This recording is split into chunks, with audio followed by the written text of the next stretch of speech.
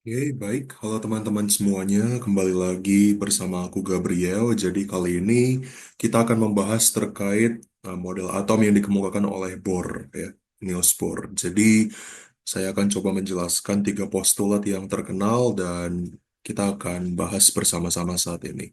Sebelumnya kita sudah membahas terkait model atom Rutherford dan juga Thomson ya teman-teman. Di sini kita akan berfokus pada model atom yang dikemukakan oleh uh, Niels Bohr ya, dan melalui tiga postulat yang terkenal dan akan kujelaskan saat ini.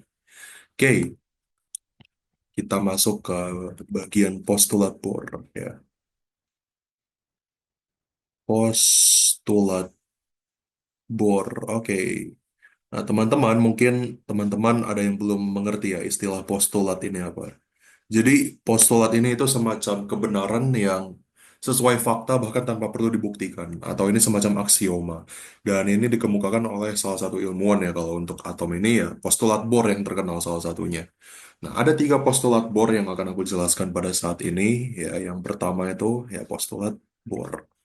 Jadi postulat Bohr yang pertama itu ya berbunyi bahwa lintasan elektron mengelilingi inti atom. Oke, nah ini postulat Bohr yang pertama, teman-teman. Ya, jadi postulat Bohr yang pertama itu menyatakan bahwa lintasan elektron itu mengelilingi inti atom. Nah, bagaimana maksudnya? Jadi teman-teman, di sini aku coba gambarkan ya. Misalkan aku punya suatu inti atom ya, yang kita tahu bermuatan positif. Kemudian teman-teman, di sini ada suatu lintasan ya atau kulit atom yang aku gambarkan satu kulit aja, ya, cuma buat ilustrasi. Nah, di sini teman-teman kita punya yang namanya elektron yang bermuatan tentunya negatif ya. Nah, kemudian teman-teman di sini terjadi gaya tarik menarik karena positif dan negatif ya antara inti atom dan juga elektron ya. Sehingga ketika ini terjadi gaya tarik menarik ya, elektron itu kan bebas bergerak. Tapi jangan sampai elektron itu dia crash dengan inti atom karena dia tarik menarik kan. Jadi harus ada gaya yang menyeimbangkannya ya. Gaya dari elektron yang bergerak supaya dia tidak jatuh ke dalam atau tidak tabrakan dengan inti atom. Nah, itulah yang kita sebut sebagai gaya sentripetal, teman-teman, atau aku bikin di sini Fs. Kemudian gaya tarik menarik ini aku beri nama Fc. Jadi supaya elektron itu tidak bertabrakan dengan inti atom, maka Fs ya F sentripetal itu harus sama dengan Fc yaitu F kolom. Maka kalau aku tuliskan ya Fs sentripetal ya. F sentripetal itu harus sama dengan F kolom, teman-teman. Ya.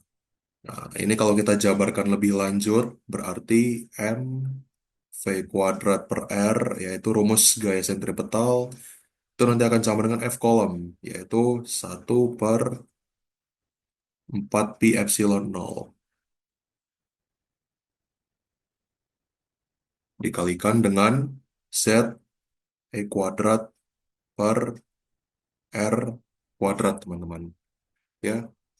Nah, dari sini kita dapatkan model sederhananya ya, teman-teman. Ini kita R-nya bisa kita sederhanakan ya, sehingga nanti akan terbentuk M V kuadrat ini akan sama dengan 1/4 pi epsilon nol dikalikan dengan Z E kuadrat per R ya.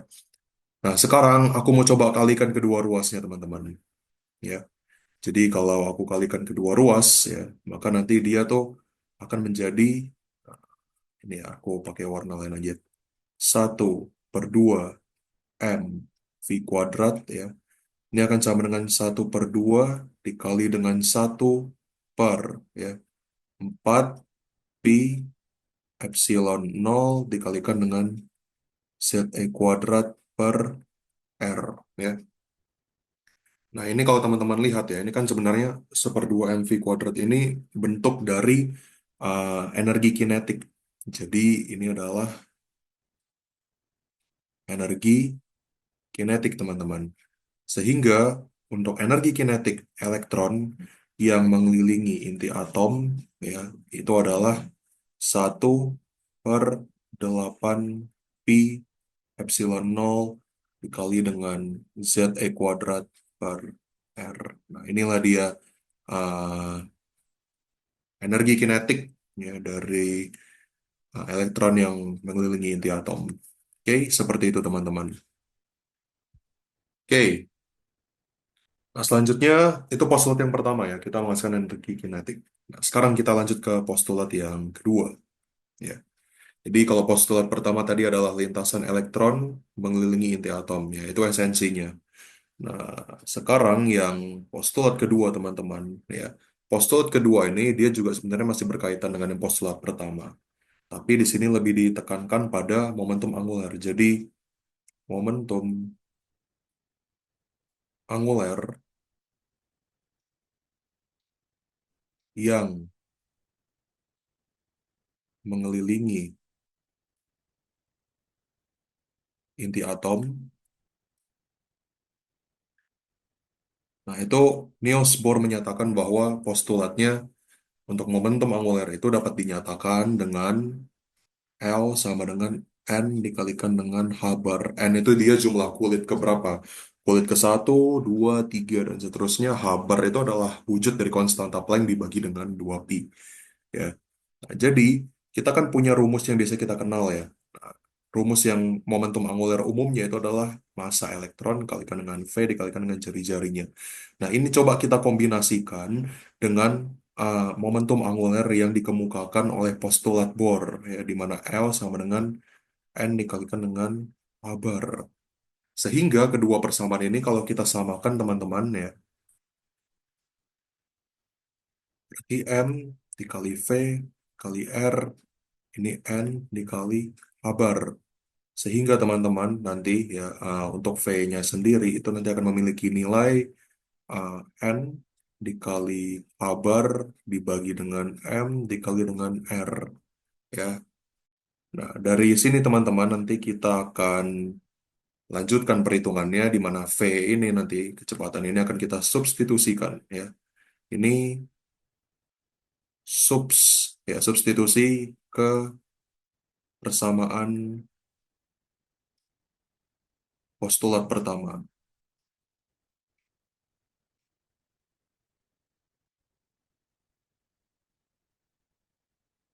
Nah, persamaan yang mana, Kak? Nah, tadi kita di persamaan pertama itu, ya, punya postulat ini, teman-teman. Ya. Nah, F sentripetal sama dengan F kolom yang ini. Sekarang aku bawa persamaan ini, teman-teman. Ya, ini ke sini.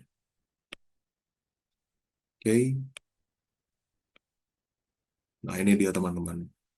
Oke. Nah, sekarang kita substitusi, ya, nilai V yang ada di sini itu ke dalam V kuadrat yang ada di sini, teman-teman. Sehingga nanti, ya, kalau kita lakukan proses perhitungan, ya, ini nanti M dikalikan dengan N A bar per M kali R kuadrat, ini akan sama dengan 1/4 pi epsilon nol dikali dengan ZE kuadrat per R, ya. Nah, nanti kita lanjutkan perhitungannya, ya, berarti jadi M dikali N kuadrat dikali H bar kuadrat dibagi dengan M kuadrat kali R kuadrat, ya. Eh, ini nanti akan sama dengan 1/4 pi epsilon nol dikali dengan Z kuadrat dibagi dengan R, ya. Nah, seperti itu. Kemudian di sini, teman-teman, aku tuh mau memfokuskan, ya, pada nilai R-nya, teman-teman. Jadi nilai R ini nanti kan akan kita gunakan untuk disubstitusi ke dalam rumus energi kinetik, teman-teman. Sehingga di sini, dalam konteks ini, aku ingin menyisihkan nilai R-nya itu. Nah, gimana kalau kita sisihkan nilai R-nya itu? Berarti nanti dia menjadi ini, ya, teman-teman. Aku tulis di sebelahnya, semoga cukup. Berarti R, ya. R ini sendiri nanti bisa kita sederhanakan dulu sepertinya. Oh ya, kita coba sederhanakan ya teman-teman. Nah, ini kalau teman-teman lihat eh, antara, jadi sebisa mungkin ini disederhanakan. Oke, ini M juga bisa disederhanakan dengan ini. Oke, nah barulah R-nya kita bisa dapatkan. Jadi kalau kita buat ini R nanti akan sama dengan ya, ini pindah ruas ke atas ya teman-teman, dan yang dari kanan juga pindah ke kiri nanti. Sehingga R nanti akan sama dengan N kuadrat dikali H bar kuadrat, nanti dikali juga dengan 4 pi epsilon nol ya. Nanti ini dibagi dengan apa? Dibagi dengan M dikali Z dikali E kuadrat. Oke. Nah, kalau kita rapihkan teman-teman, ini persamaannya nanti ya. R ini sebenarnya nanti ya. Ini kan kita bisa satukan yang konstan, yaitu H bar kuadrat dikali 4 pi epsilon nol dibagi dengan M E kuadrat ya. Nah, ini nanti dikali dengan, nah ini teman-teman, nanti N kuadratnya kita pinggirkan dengan Z di sini. Nah, kenapa aku pinggirkan seperti ini? Karena setiap atom itu berbeda-beda, teman-teman. Jadi Z antara hidrogen misalkan dengan Z dari helium itu berbeda nilainya, ya. Dan begitupun kulitnya, ya. N keberapa itu juga akan berbeda. Jadi faktor pembedanya itu nanti ada di N kuadrat per Z ini, teman-teman. Ya. Kalau yang di sini, ini konstan.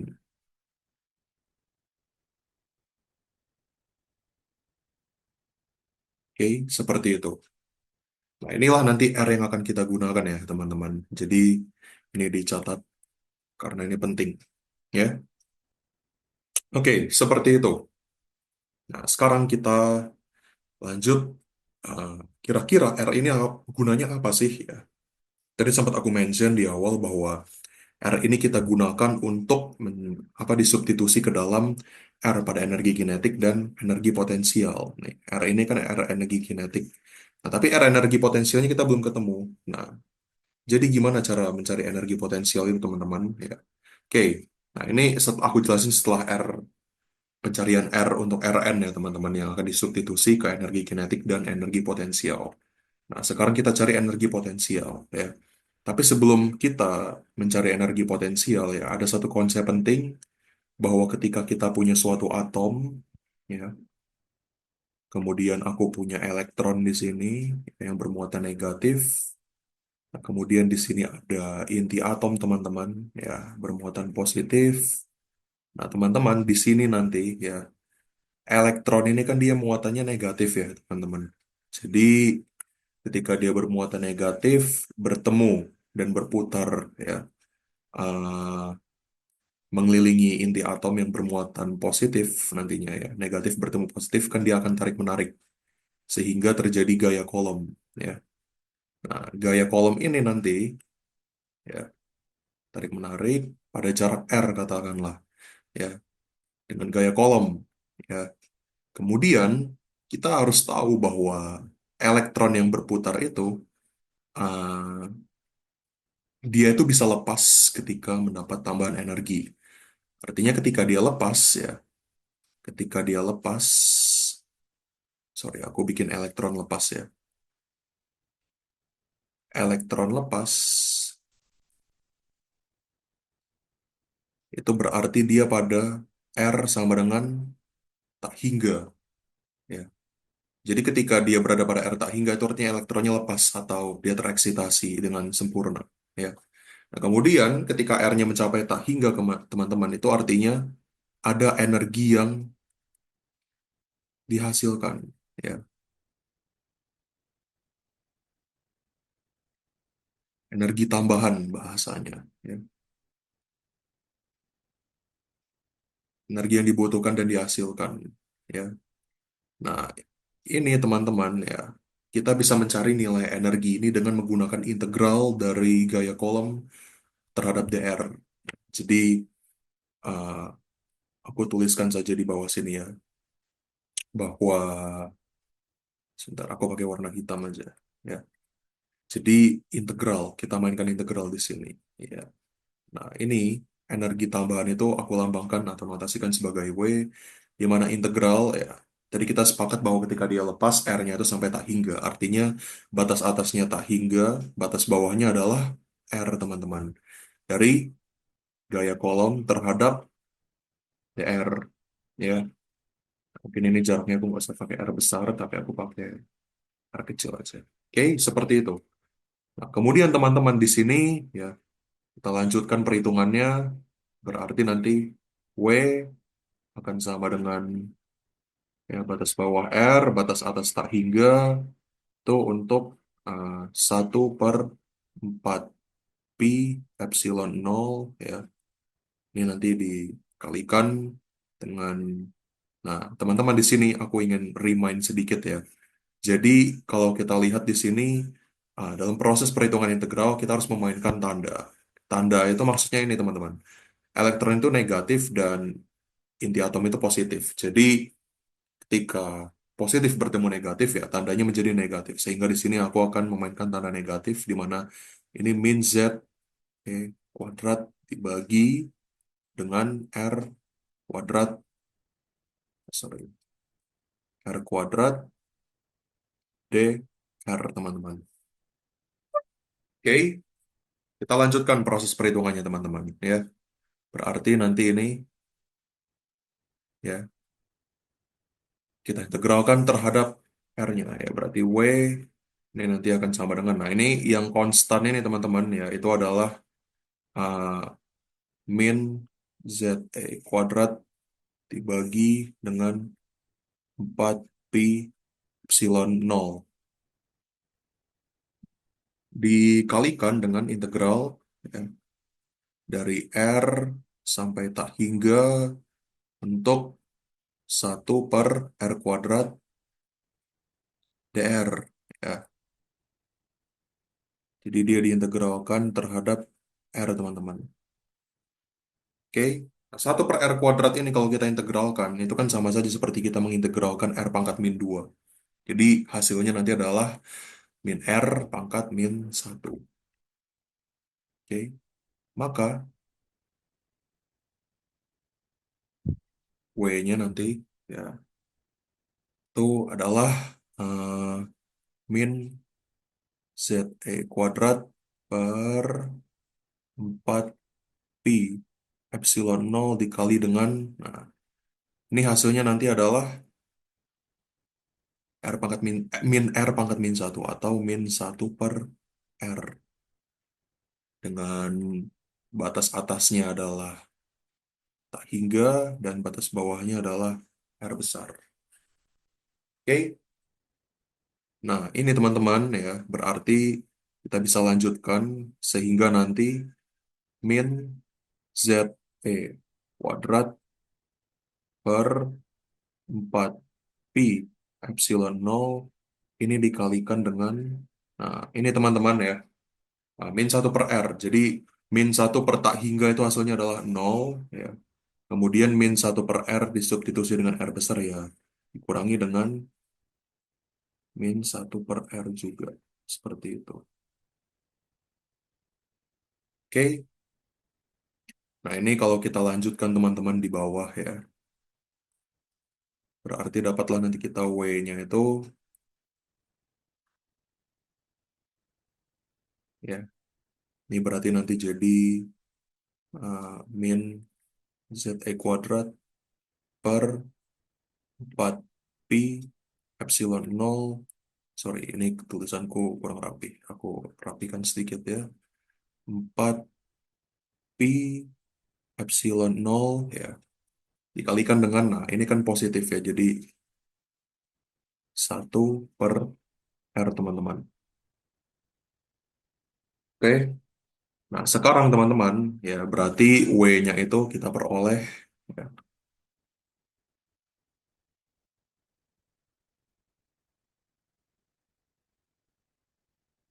W sama dengan uh, 1 min 1 per 4 pi epsilon nol dikali dengan Z E kuadrat per R. Nah, inilah dia W-nya teman-teman.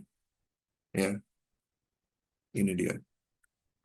Nah, tapi teman-teman ya, tadi energi tambahan ini sebenarnya itu adalah wujud lain dari energi potensial dari elektron yang berusaha untuk lepas. Karena elektron ini dia kan tereksitasi dan dia lepas, sehingga dapat kita katakan bahwa W ini sebenarnya juga adalah representasi dari energi potensial dari atom yang mengelilingi inti atom, teman-teman. Sehingga ya, ini sebenarnya adalah energi potensial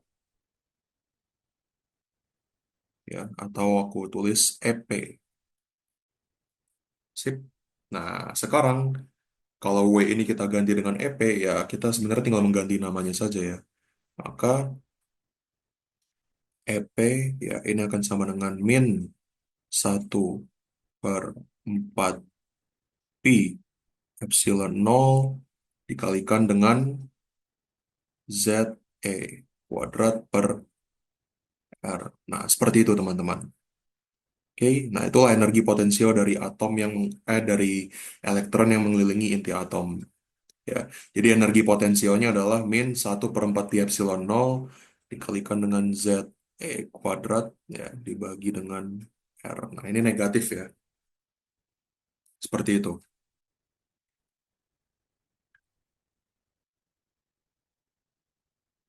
Oke, masih ada space. Nah, aku coba jelaskan tambahannya teman-teman.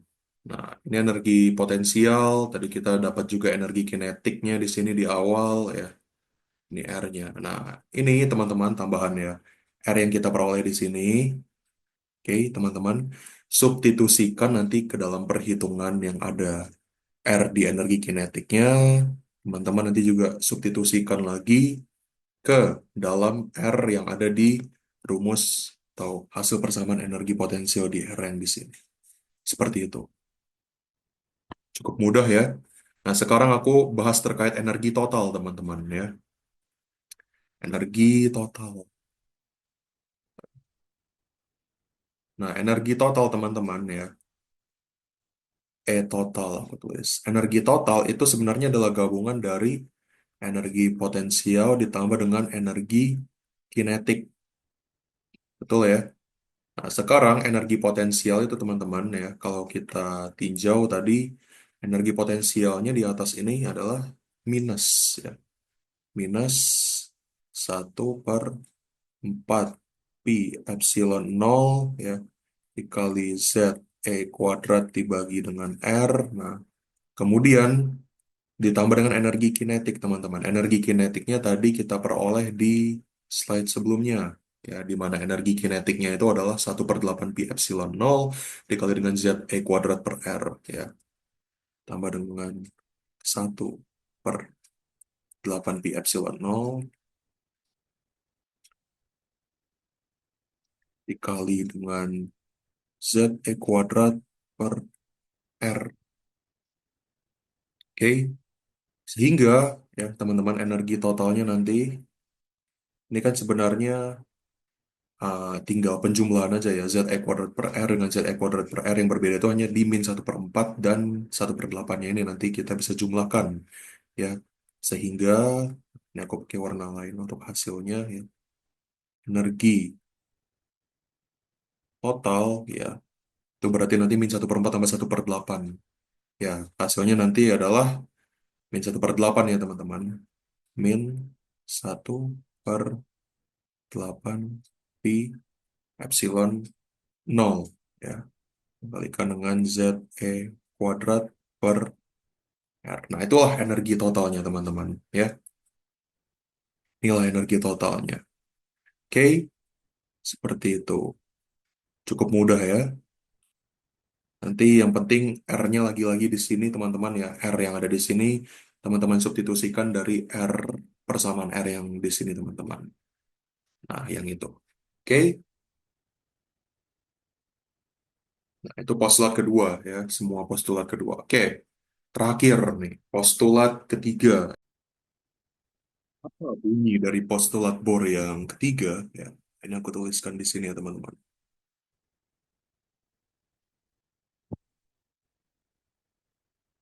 Postulat Bohr yang ketiga mengatakan bahwa elektron berada pada keadaan stasioner jika ya, jika tidak meng mengabsorpsikan energi atau mengemisikan energi. Oke. Nah, gimana maksudnya, Kak? Oke. Jadi misalkan di sini aku punya dua kulit atom ya. Nah, kulit satu, kulit yang lebih rendahnya ya. Oke. Nah, jadi teman-teman ya, ketika misalkan ini N sama dengan satu, ini N sama dengan dua, ya.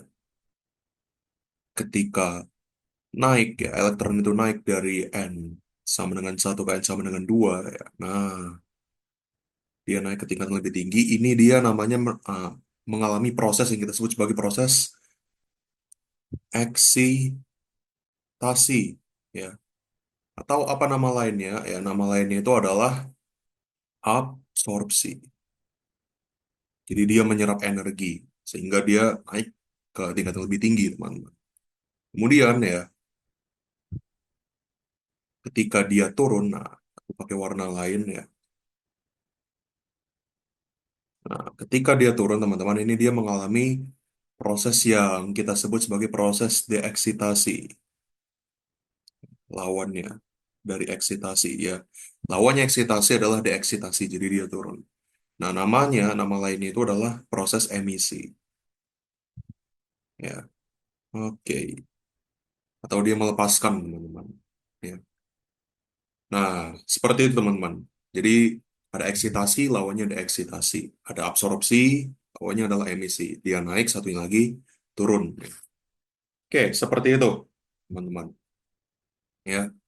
Nah, kemudian di sini kita tuh uh, memiliki persamaan yang sebenarnya cukup sederhana, ya, di mana persamaannya ini itu adalah persamaan selisih energi, ya, di mana delta E ya ini akan sama dengan konstanta Planck dikalikan dengan kecepatan cahaya dibagi dengan lambda, teman-teman. Atau ini sama juga sebenarnya ya dengan energi inisial dikurangi dengan energi final.